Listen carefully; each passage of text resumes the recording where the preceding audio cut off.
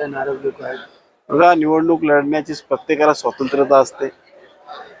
काही ठिकाणी आपल्याच माध्यमातून कळालं की बंडखोरी झालेली आहे. वरिष्ठ पातळीवरती ती बंडखोरी समाविष्ट करण्याचा प्रयत्न करतील.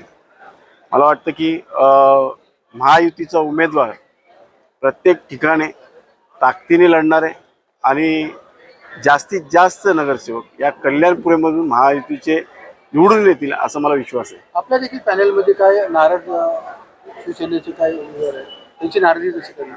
बघा, मी परत सांगतो की प्रत्येकाला निवडणूक लढण्याचं स्वातंत्र्यता आहे आणि स्वाभाविक प्रत्येकाला निवडणूक आले की लढावंच वाटतं. जे सामाजिक कार्य करतात त्यांना आणि त्यांची समजूत काढण्याचा प्रयत्न वरिष्ठ पातळीवर केला जाईल आणि मला वाटतं की आम्ही त्यासाठी प्रयत्न केल्याने अनेक बंडखोर मला वाटतं नरमाईची भूमिका घेतील आणि विकासाला गृहीत धरून ते महायुतीच्या सोबत काम करतात. काय वाटतं 16 तारखेला काय रिझल्ट असेल?